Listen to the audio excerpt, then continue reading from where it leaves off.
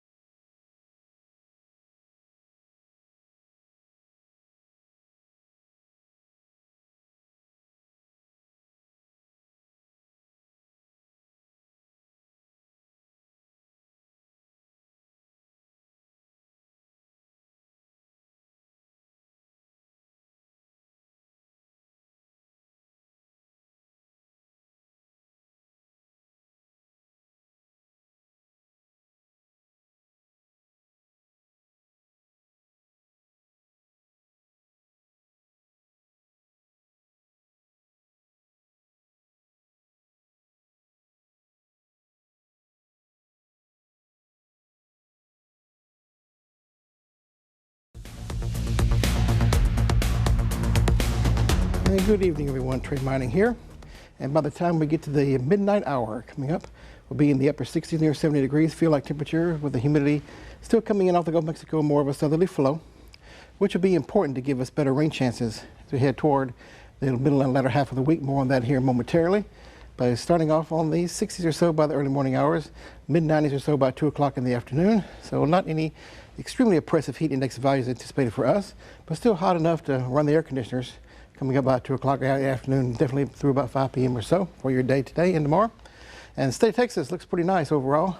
Yes, sunny skies, but not so nice in the terms we need some rainfall, which will be on the increase as we head toward the latter half of the week. There is a weak front up here near the Dallas-Fort Worth area to about Texarkana and Shreveport, trying to move southward a little bit, which will be a lifting mechanism, a line, if you will, to get some rain shower chances going. There's the front I'm talking about right here. It's pretty much stationary, it has been the last couple of days. You'll finally get a little bit of a push to the south coming up, which will bump into this deeper moisture we have over the South Texas region, which will give us better rain chances coming up for about midweek or so. A good 50% chances so far, so that's definitely going to be a plus. Nope, this front will not move its way all the way through and give us any cooler temperatures. It'll still be on the hot side, more than likely above normal temperatures for the rest of the week. Looking at the tropics, there's been quite a hurricane season, no doubt about it. Thankfully, nothing out there currently, no named storms or anything like that, but we're watching this area right here in Northwestern Caribbean Sea. Some of the hurricane weather models are hinting at possible development here. So we'll keep watching it, of course. More than likely, it may head, afraid to say it, but more toward Florida. Once again, looks like there could be a projection if anything does develop out here. It'll be during the first week of November, so it's still one more month of hurricane season to watch, so we'll keep watching that, of course.